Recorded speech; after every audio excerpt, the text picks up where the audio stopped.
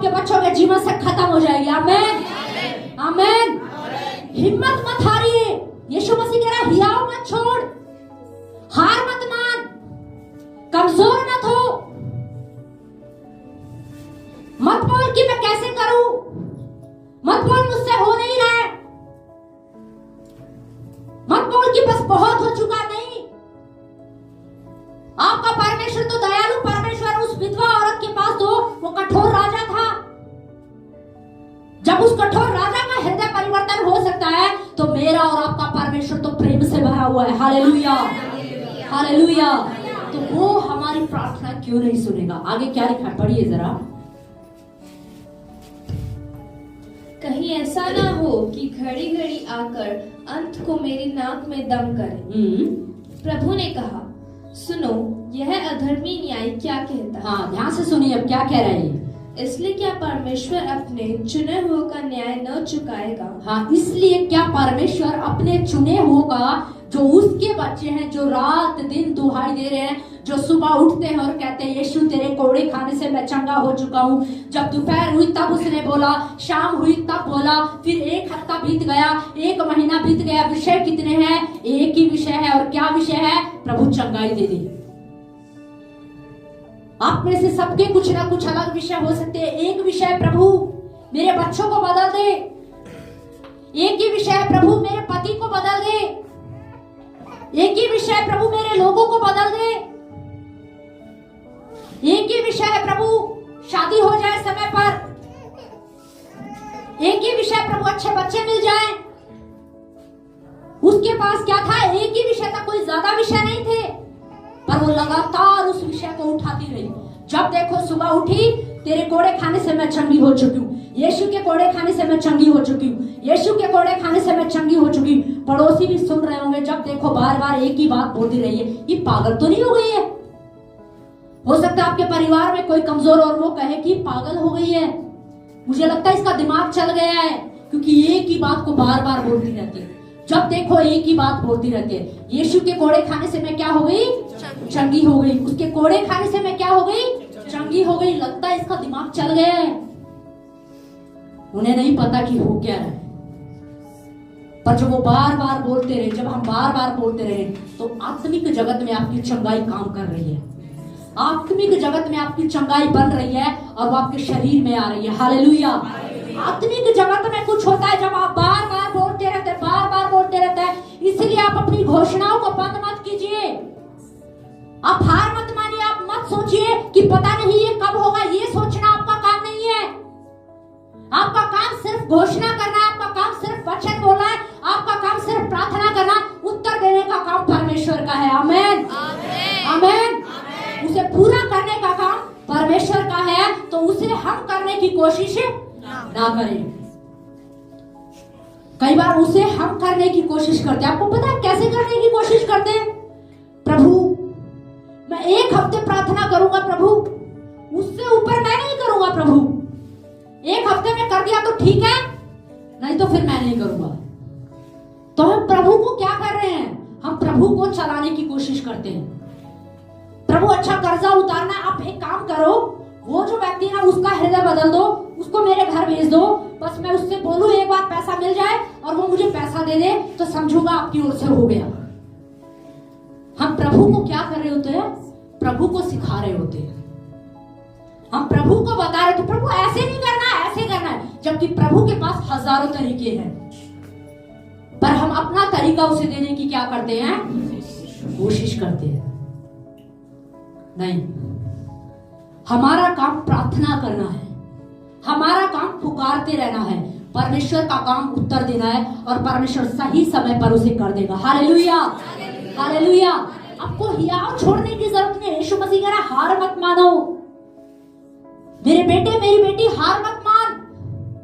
तू पुकारती रहे, तू प्रार्थना करती रहे, तेरी प्रार्थना का उत्तर तुझे मिलने जा रहा है। आमीन, आमीन।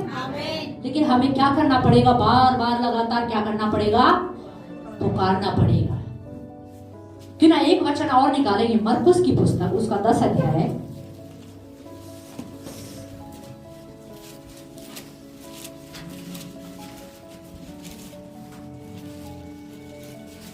हाँ 10 से 46, 10, 46, 52 तक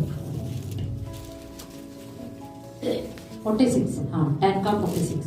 वे यरीहो में आए और जब वह और उसके चेले और एक बड़ी भीड़ यरीहो से निकलती थी, तब तिमाई का पुत्र बरतिमाई एक अंधा भिखारी सड़क के किनारे बैठा था। हाँ, किसके बारे में बात हो रही है यहाँ पर? देखो, यीशु मसीह यरीहो में आया, और जब यीशु मसीह यरीहो में आया, यरीहो में कह सकती हूँ मान लीजिए फिरोज गांधी, किसमें? फिरोज गांधी में यीशु मसीह आया, और जब यीशु मसीह ने फिरोज गांधी में प्रवेश किया तो वहां पर एक अंधा भिखारी बैठा था। कौन बैठा था? अंधा भिखारी बैठा था। अब उस भिखारी की स्थिति देखिए, आगे क्या हुआ? वह यह सुनकर कि यीशु नासरी है, पुकार पुकार कर कहने लगा, हे दाऊद की संतान यीशु, मुझ पर दया कर। हाँ, अब उस अंधे भिखारी ने, देखो उसको दिखाई नहीं देता था कि भीड़ आ रही है, भीड़ में कौन है, पर उसने चर्चा सुन ली। उसने क्या किया? उसने चर्चा सुन ली। हो सकता वो भीड़ नारे लगा रही होगी, यीशु मसीह की जय, यीशु मसीह की जय, यीशु मसीह की जय, यीशु मसीह की जय। और उस अंधे भिखारी ने क्या कर लिया? सुन लिया। सड़क के किनारे बैठा हुआ था और उसने क्या किया? वो आवाज सुन ली और उसने सुना कि यीशु मसीह है। अरे ये यीशु मसीह के बारे में तो मैंने सुना, ये तो वही यीशु मसीह है जो पिछले दिनों में आया था। मैंने सुना था इसने एक लकवे को ठीक कर दिया, इसने अंधे को आंखें दी, इसने लंगड़े को चलाया, इसने बहरे को सुना दिया था। ये वही यीशु होगा। और उसके बारे में चर्चा सुनते ही फिर उसने क्या किया? बहुतों ने उसे डांटा कि चुप रहे, पर वह और भी पुकारने लगा। हाँ, अब जब उसने पुकारना शुरू किया, उसने वहीं बैठे यीशु को पुकारना शुरू कर दिया, हे प्रभु यीशु मसीह मुझ पर दया कर, हे प्रभु यीशु मसीह मुझ पर दया कर। अब प्रार्थना कर रहे हो, आप घोषणा कर रहे हो, पर शैतान आपके विचारों में डाल रहा है, तू कब तक प्रार्थना करती रहेगी, देख कुछ भी नहीं हो रहा। आपकी परिस्थितियां आपको डराने की कोशिश कर रही होंगी। आप किसी बीमारी के लिए प्रार्थना कर रहे थे, पर आपको लग रहा है सिम्टम कुछ बढ़ गया है, तो वो चीज आपको डराने की कोशिश कर रही होगी। वो आपकी प्रार्थना को रोकने की कोशिश कर रही है, वो आपकी घोषणाओं को रोकने की कोशिश करती है। वो बार बार वो वहां पर क्या करने लगा? पुकारने लगा। और जब उसने पुकारना शुरू किया तो बहुत से लोगों ने उसे क्या करने की कोशिश की? चुप करने की। लेकिन बाइबल में क्या लिखा है? वो और भी जोर से क्या करने लग गया? पुकारने लगा। मैं आपको एक बात बताऊं, जब आप घोषणाएं कर रहे हो ना बार बार, और आपके मन में अगर ये विचार आ जाए बस बहुत हो गया, तो मैं आपको कहना चाहती हूं ये शैतान का विचार है। आपको कहीं ज्यादा मनन करने की जरूरत नहीं है, पर मैं आपको डायरेक्ट सीधा बता रही हूं, जब आपके मन में ये विचार आ जाए ना, बस बहुत हो गया, प्रार्थना करनी बंद, समझ लो ये शैतान का हथियार है। जब आपका मन प्रार्थना में ना लगे ना, और आपको समझ जाना चाहिए मेरा मन प्रार्थना में नहीं लग रहा, इसका मतलब शैतान का हथियार है। जब आपके मन में ये विचार आना शुरू हो जाए ना, 1 साल हो गया मैं घोषणा कर रहा हूं, कुछ नहीं हो रहा, इसलिए बंद ही कर देता हूं, समझ लो ये शैतान का एक विचार है, आपकी प्रार्थना, आपकी घोषणा को रोकने के लिए, आपको कमजोर करने के लिए, आपके हियाव को तोड़ने के लिए। हो सकता है 5 साल से प्रार्थना कर रहे, 10 साल से एक विषय के लिए प्रार्थना कर रहे, पर मैं फिर भी आपको कहना चाहती हूँ, वैसे इतना समय लगेगा नहीं, लेकिन अगर लग रहा है तो समझ लो कुछ बड़ा आपके जीवन में होने वाला है। Hallelujah, hallelujah. फिर एक बड़ा आपके जीवन में होने वाला है। आमीन। क्योंकि मैं आपको एक बात बताना चाहती हूँ, आप अपनी ताकत से प्रार्थना नहीं कर सकते, आप अपनी ताकत से घोषणा नहीं कर सकते। अगर आप 10 साल से एक विषय के लिए प्रार्थना करें ना, तो उस विषय के लिए 10 साल तक लगातार प्रार्थना करने का हियाव भी परमेश्वर ने आपको दिया। Hallelujah, hallelujah. ये परमेश्वर ही आपको हियाव दे रहा है कि आप 5 साल से लगातार या 10 साल से लगातार उस विषय के लिए प्रार्थना कर रहे हैं, क्योंकि अपनी ताकत से हम नहीं कर सकते। अपनी ताकत से तो हम 1 महीना करते हैं, 10 दिन करते हैं, उसके बाद क्या कर देते हैं? छोड़ देते हैं। फिर आगे क्या हुआ? हे दाऊद की संतान मुझ पर दया कर। तब यीशु ने ठहरकर कहा, उसे बुलाओ। और लोगों ने उस अंधे को बुलाकर उससे कहा, डांडस बांध, उठ, वह तुझे बुलाता है। अब ध्यान से सुनिए, ये अंधा जो भिखारी था, इसके पास कई सारी कमजोरियां थी ना, कई सारी परिस्थितियां इसके सामने भी थी। पहली परिस्थिति क्या थी? ये अंधा था, सबसे बड़ी बात, पहली बात ये क्या था? अंधा था।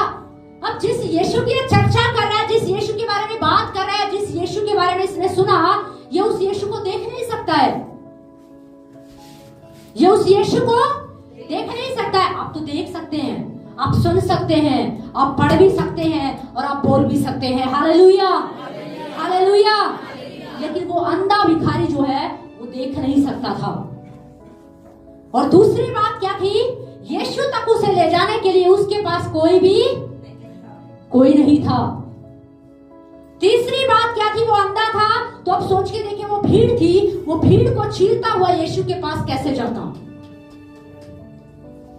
तो कितनी सारी परिस्थितियां थी। हम अपनी परिस्थितियों को बोलते रहते हैं, मैं सुबह जाता हूं, शाम को आता हूं, मैं थक जाता हूं, मुझे नींद आ जाती है, इसलिए मैं प्रार्थना नहीं कर पाता, मैं घोषणा नहीं कर पाता। हम कितने सारे बहाने बना लेते हैं, कितनी सारी। आपको पता, उसने अपनी कमजोरियों को अपने ऊपर हैवी नहीं होने दिया, उसने अपने आलस्य को अपने ऊपर हैवी नहीं होने दिया, अपनी नींद को अपने ऊपर हैवी नहीं होने दिया। इसीलिए वो लिखा है, क्या करता रहा? पुकारता रहा। आपकी परिस्थिति आपको कहेंगी चुप, आपकी परिस्थिति आपको क्या कह रही होगी? चुप। आप जिस विषय के लिए प्रार्थना करें, हो सकता है विपरीत कुछ हो गया हो, वो आपको चिल्ला चिल्ला कर एक ही बात करे, चुप हो जा। पर मैं आपको कहना चाहती हूँ, जब आपको वो परिस्थिति कहना चुप हो जा, आप और बार बार बोलना शुरू करें और पुकारना शुरू कर दे। आप पहले 5 बार घोषणा करते थे, आप बोलो मैं 10 बार करूंगा। Hallelujah, hallelujah. जब आपको परिस्थिति कहे कि चुप हो जा, तो उससे कहो, उससे बात करो और उसको बोलो, मैं 5 बार कर रहा था, पर मैं 10 बार घोषणा करूंगा। आमीन, आमीन। पर मैं अपनी घोषणा, अपनी प्रार्थना नहीं छोड़ूंगा। आमीन, आमीन। तभी ब्लेसिंग आएगी, तभी आशीष खुलेगी, तभी छुटकारा आएगा, तभी आपके जीवन में काम होगा। आमीन। पर हमें क्या करना है? बार बार वो लोग उसको चुप करा रहे थे, अब चुप मत होइए, अब चुप मत होइए। मैं आपको बता रही हूं, जब आप वचन बोलते हैं ना, जब आप वचन पढ़ते हैं और उसको बार बार बोलते हैं, तो शैतान डरता है आपसे। हमें शैतान से नहीं डरना चाहिए, पर कई बार हम क्या करते हैं? हम उससे डरते हैं, जबकि डरता कौन है? शैतान। आपको पता है कब डरता है? जब आप वचन को बोलना शुरू कर देते हैं। जिस दिन आप वचन को बोलना शुरू कर देते ना, उसका दिमाग चलना शुरू हो जाता है, वो पैतरे अपनाने लगता है। इसको मुझे कैसे भटकाना है प्रार्थना से, इसका प्रार्थना का टाइम कैसे खत्म करना है, इसको घोषणाओं से कैसे रोकना है, इसके ध्यान को कैसे डाइवर्ट करना है, इसके मुंह को बंद कैसे करना है। अगर आपकी प्रार्थनाएं रुक गई है ना, तो समझ लो शैतान का एक विचार था जो आपके अंदर काम कर गया। अगर आपने अपनी घोषणाएं बंद कर दी है ना, तो समझ लो शैतान ने एक विचार डाला और उस पर आपने काम कर दिया। इसलिए जब भी ऐसा विचार आपके अंदर आता है ना, जब भी ऐसा ख्याल आपके अंदर आता है ना, उस विचार को तुरंत मारो, उस विचार को तुरंत यीशु के नाम में कैंसिल कर दो। मैं इसे कैंसिल करता हूं और मैं अपनी घोषणा नहीं छोड़ूंगा, मैं अपनी प्रार्थना नहीं छोड़ूंगा। जब तक मुझे मिल नहीं जाएगा, जब तक ये प्रार्थना पूरी नहीं हो जाएगी, जब तक इसका उत्तर नहीं मिल जाएगा, तब तक मैं पुकारता रहूंगा। हालेलुया। हमें पुकारना क्या है? नहीं छोड़ना। यीशु मसीह ने कहा हियाव मत छोड़। कुछ सिखा रहा है यीशु मसीह हमसे, हमें कुछ सिखा रहा है, कह रहा है हियाव मत छोड़। इसका मतलब लोग प्रार्थना करते करते हार जाते हैं। इसका मतलब यीशु जानता था प्रार्थना करते करते लोग हार जाएंगे, वो हार मान जाएंगे, वो थक जाएंगे, उन्हें लगेगा पता नहीं कुछ हो भी रहा है कि नहीं हो रहा है। तभी तो यीशु मसीह ने कहा कि हिया मत छोड़ो। अब कोई जंग पे थोड़ी जा रहे थे या कोई मैदानी जंग में जा रहे थे। बच्चा मैदान में खेल रहा है और हम बोलते हियाव बांध, हिम्मत नहीं हारना है, हिम्मत नहीं हारना है, तू कर सकता है, तू कर सकता है, तू कर सकता है। या कोई बोर्ड का एग्जाम जब बच्चा देने जाता है तो हम क्या कहते हैं, बेटा डर मत, क्या कहते हैं, बेटा डर मत, हियाव बांध, हिम्मत रख, तू कर सकता है, तू कर सकते। पर यीशु मसीह क्या कह रहा है, कह रहा हियाव मत छोड़ प्रार्थना में।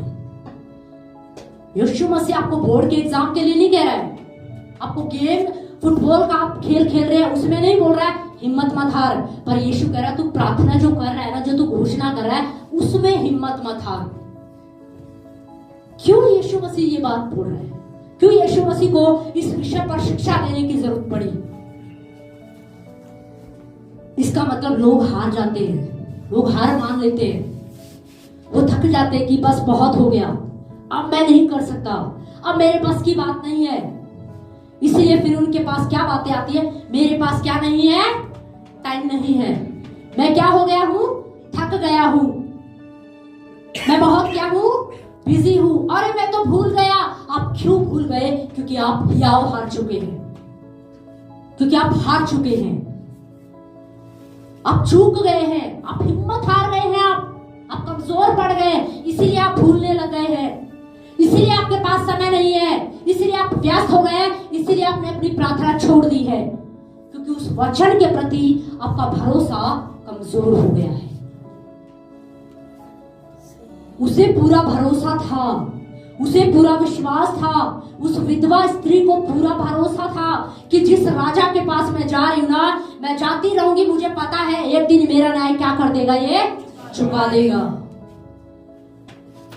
सबने बोला होगा, उसको रोकने की कोशिश की होगी, उसके सामने भी परिस्थिति आई थी, पड़ोसी बोलते होंगे पागल हो गई है, तुझे दिख नहीं रहा वो कठोर राजा है, 1 महीने से जा रही है, कुछ हुआ अब तक, कुछ हुआ? पर उसने कुछ नहीं सुना, उसके पास तो एक ही विषय था, यीशु के कोड़े खाने से मैं चंगी हो चुकी हूँ, यीशु के कोड़े खाने से मैं चंगी हो चुकी हूँ, यीशु के कोड़े खाने से मैं चंगी हो चुकी हूँ। सब बोल रहे हैं ये पागल हो गई है, पर उसके पास फिर भी एक ही धुन है, यहोवा मेरा छरवा है, मुझे कोई घटी नहीं होगी, यहोवा मेरा छरवा है, मुझे कोई घटी नहीं होगी, यहोवा मेरा छरवा है, मुझे कोई घटी नहीं होगी। Hallelujah, hallelujah.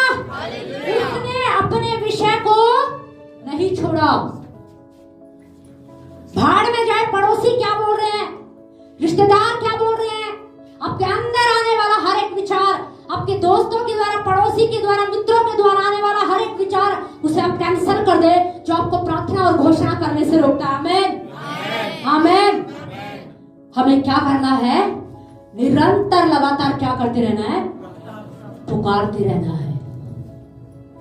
हम कई बार लगातार प्रार्थनाएं करनी क्या कर देते हैं, बंद कर देते हैं।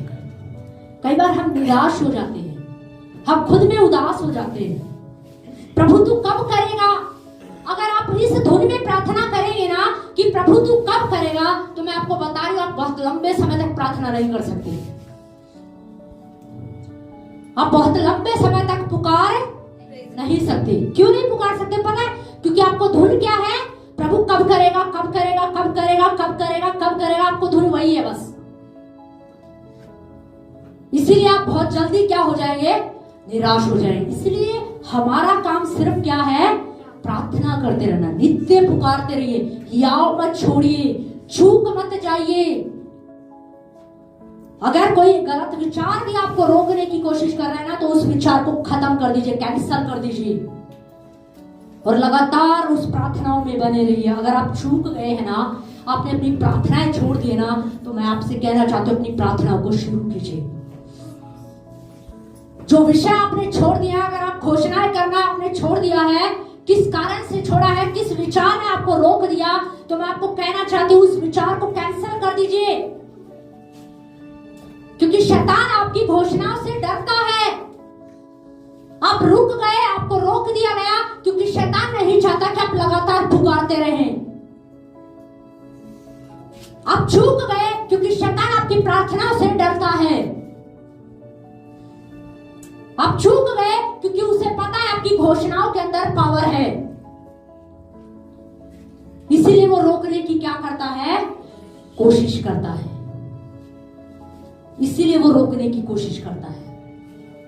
पर मुझे और आपको तैयार होने की जरूरत है। फिर से हमें हियाव बांधने की जरूरत है, हमें फिर से खड़ा होने की जरूरत है। आपको पता है यीशु मसीह पतरस जो था, जो यीशु मसीह का जो चेला पतरस था, जब उसने इनकार किया तो बाइबल बताते हैं उसने कितनी बार इनकार किया? 3 बार। कितनी बार इनकार किया? 3 बार। और जब आखिरी में जब यीशु मसीह उससे पूछ रहा, पतरस से यीशु मसीह ने पूछा, हे पतरस क्या तू मुझसे प्यार करता है? तो आपको पता है यीशु मसीह ने उसे कितनी बार पूछा? 3 बार।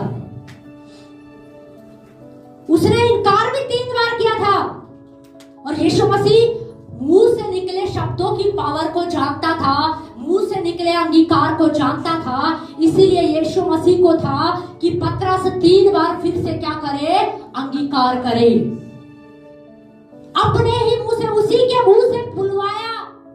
यीशु मसीह ने उससे कहा, हे पतरस क्या तू मुझसे प्यार करता है? पतरस ने कहा, हाँ प्रभु। दूसरी बार भी यही बोला, तीसरी बार भी यही बोला। क्यों? क्या यीशु को शक था? नहीं, यीशु मसीह को शक नहीं था। आप सोचो कि शायद यीशु को शक था, नहीं, वो तो मनों को जांचने वाला परमेश्वर था। वो तो अगर नहीं भी बुलवाता तो भी जान जाता कि पतरस मुझसे प्यार करता है कि नहीं करता। पर यीशु मसीह ने 3 बार उससे क्यों पूछा? वो इसलिए क्योंकि पतरस ने यीशु का 3 बार इनकार किया था। और यीशु मसीह चाहता था ये दोबारा 3 बार अंगीकार करे कि मैं उसे प्रेम करता हूं, ताकि वो जो अंगीकार किया था उसको क्या किया जाए? कैंसल किया जाए। हालेलुया। तो जो अंगीकार, गलत अंगीकार आपने अब तक अपनी लाइफ में कर दिया है ना, उसको कैंसल करने के लिए जितनी बार आपने गलत बोला है, मैं कहूंगी उससे ज्यादा बार आप उसी बात को कैंसल करने के लिए बोले। Hallelujah, hallelujah. पर कब? जब हम अंगीकार क्या है? अंगीकार करेंगे। इसीलिए हमें अंगीकार की, अपनी घोषणाओं के प्रभाव को समझने की जरूरत है। हमें अपने अंगीकार को समझने की जरूरत है। आप जो घोषणाएं कर रहे ना, जो घोषणाएं आपके पास भेजी जाती है, वो इसीलिए भेजी जाती है, आप बार बार उन्हें बोलिए, बार बार बोलिए, बार बार बोलिए। कई बार मैं एक छोटा सा ऑडियो बनाकर भी भेजती हूँ कि आप बार बार इन घोषणाओं को कीजिए। क्यों? क्योंकि मुझे पता है कि बार बार घोषणा करने से कुछ होगा। हालेलुया। मैं जानती हूँ जब आप बार बार घोषणा करेंगे, आपकी बार बार की घोषणाओं से याद रखें, शैतान डरता है। नहीं तो आप सोचिए ना, क्यों हम चुप हो जाते हैं, क्यों हम स्टॉप हो जाते हैं, क्यों हम बंद कर देते हैं? क्यों? किसी और चीज को हम लगातार कर लेते हैं जो हमें पसंद होती है, पर हम लगातार इन चीजों को कर नहीं पाते। क्यों? क्योंकि शैतान नहीं चाहता। इसलिए हमें सावधान होने की जरूरत है। जब आप प्रार्थना करें, जब आप घोषणा कर रहे हैं, अगर आपके अंदर ये विचार आ जाए ना कि बस बहुत हो गया है, तो फिर उसको आप पलटवार करके एक जवाब देना। उसको बोलना, अब तो मैं 4 बार करती थी, अब मैं 8 बार करूंगी। Hallelujah, hallelujah. अगर आपका पड़ोसी बोले ना ये पागल हो गया है, तेरे पास एक ही विषय है, उसको बोलना कि तुझे कोई मतलब नहीं है इस बात से, चाहे मैं इसको 10 बार बोलूं, फिर आप उसको 10 बार ही बोलना। Hallelujah, hallelujah. पर उसको बार बार क्या करना है? बोलना है। शैतान डालेगा, देख कुछ भी नहीं हो रहा है, देख तेरे बेटे में कोई बदलाव है, तू देख तो सही, अरे तू तो आंख खोल और देख, तू देख तो सही कुछ हो रहा है, तू अपने शरीर में महसूस करके देख, तुझे कुछ लग रहा है क्या? तू, तेरी नौकरी जहां तू कर रही है नौकरी, या जहां नौकरी कर रहा वहां कुछ परिवर्तन आया है? तेरी सैलरी बढ़ने की बजाय घट गई है, पर उसकी बातों की तरफ हमें ध्यान नहीं देना। हम 4 बार कर रहे थे, 5 बार कर रहे थे, अब क्या करेंगे? अब हम 10 बार करेंगे। हालेलुया। अब हम 15 बार करेंगे। हालेलुया। 1 घंटा करते थे, अब 1.5 घंटा करेंगे। आमीन, आमीन। ये है हमारा हियाव, ये है हमारी हिम्मत। इसे कहते हैं हियाव न छोड़ना। और यीशु मसीह यही सिखा रहा है, यीशु मसीह यही सिखा रहा है। जब तुम प्रार्थना करते हो ना, तो हियाव मत छोड़ो। यीशु मसीह को इस विषय पर सिखाना पड़ा, क्योंकि यीशु जानता था, यीशु को पता था कि प्रार्थना करेंगे कई बार कमजोर हो सकते हैं, ये हताश हो जाएंगे, ये निराश हो सकते हैं। शैतान इनके मन को भटकाने की कोशिश करेगा, इनके ध्यान को डाइवर्ट करने की कोशिश करेगा। इसलिए यीशु मसीह ने पहले ही शिक्षा दे दी, जब तुम प्रार्थना करो तो नित्य प्रार्थना करते रहो और हियाव मत छोड़ो। तो अगर किसी बात में आप चूक गए हैं, आपने अपनी प्रार्थनाएं छोड़ दी हैं, या मैं कहूं जब आप पहली बार प्रभु में आए, जो पहली बार आकर जब आप प्रभु से जो प्रेम करते थे, प्रभु के प्रति जो पहली बार जब आप आए, वो जो प्रेम आपके अंदर था, वो जो समर्पण आपके अंदर था, वो जो मेहनत आप करते थे प्रभु के राज्य में, अगर वो ठंडा पड़ गया है तो वो कोई कारण है। अगर हम कमजोर हो गए हैं, हम ठंडे पड़ गए हैं, इसका मतलब जानते हो क्या है? हम उड़ रहे थे, हम दौड़ रहे थे, पर किसी ने पंख काट दिए ताकि उड़ना क्या कर दे, बंद कर दे। मैं आपको सच बता रही, ध्यान से सुनिए। आप जब पहली बार प्रभु में आए, जो प्रेम आप पहले प्रभु से करते थे, जो प्रार्थनाएं आप करते थे, जो घोषणाएं आप करते थे, जो उपवास आप करते थे, जो समर्पण आपका था, अगर वो छूट गया है तो इसका मतलब आप उस समय उड़ रहे थे, आप उड़ान भरने पर थे, आप उड़ने वाले थे, पर शत्रु ने क्या कर दिया? पंख काट दिए, विचार डाल दिया, कुछ नहीं होगा, बेवजह कर रहे हो, कोई फल दिखाई दिया आज तक? कुछ हुआ? पर मैं बता रही हूं, आपके पास प्रॉमिस है, आपके पास प्रतिज्ञा है। विधवा औरत के पास प्रतिज्ञा नहीं थी, फिर भी वो जाती रही, पर आपके पास प्रॉमिस है, आपके पास सहायक है पवित्र आत्मा, और वो एक दिन आपके जीवन में करेगा। Hallelujah, hallelujah.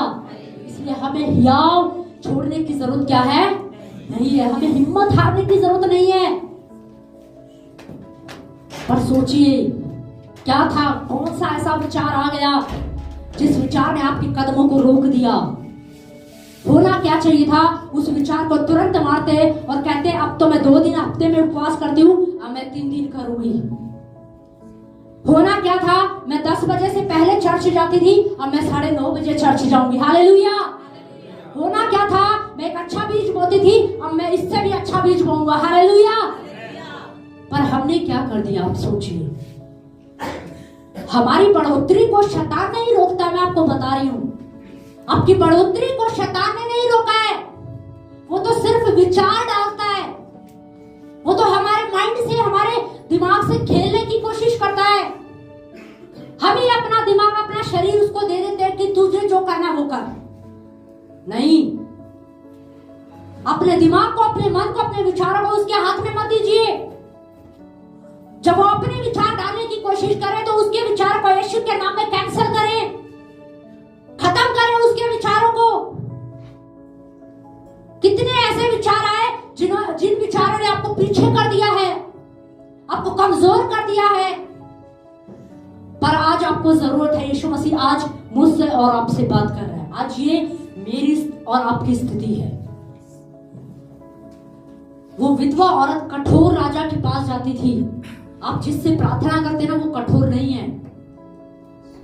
उसके पास कोई सहायक नहीं था, पर आपके पास पवित्र आत्मा है। उसके पास कोई प्रॉमिस नहीं था, कोई पत्र नहीं था, पर आपके पास तो पूरी बाइबल है जो प्रतिज्ञाओं से भरी है और पवित्र आत्मा की मोहर उस पर लगी है। और परमेश्वर कह रहा है ये 100% ये वचन पूरा होगा। आमीन। वचन में लिखा आकाश टल जाएगा, पृथ्वी टल जाएगी, पर मेरे मुख से निकला वचन कभी नहीं टलेगा। ये कभी नहीं टलेगा। परमेश्वर का वचन कभी नहीं टलेगा। जब आप उसके वचन को बोल रहे हैं तो मैं आपको बताना चाहती हूँ वो कभी नहीं टलेगा। वो आपके जीवन में काम करेगा, वो 100% आपके जीवन में काम करेगा। पर हमें उसे बार बार बोलने की क्या है? जरूरत है। इसलिए याव मत हारिए, हिम्मत मत छोड़े, नित्य पुकारते रहिए। अगर आपने अपनी प्रार्थनाएं छोड़ दी ना, मैं आपको फिर कहना चाहती हूँ, आज यीशु आपसे कह रहा उठ खड़ी हो जाओ, क्योंकि बाइबल ये भी कहते हैं धर्मी जन अगर 7 बार भी गिरे तो भी वो उठकर क्या करेगा? चल पड़ता। ये मेरा और आपका आज ये हमारा उठने का समय है। आज ये उठने का समय। आज आप बोले ये मेरा उठने का समय है। बोलो आज मेरा उठने का समय है, आज मेरा खड़ा होने का समय है।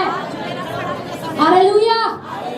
आज मेरा उसी प्रेम में लौटने का समय है, आज मेरा उसी प्रेम में लौटने का जो मैंने पहली बार यीशु से किया था, जो मैंने पहली बार यीशु से किया था। आमीन, आमीन। क्यों ना सभी अपने स्थानों पर खड़े हैं।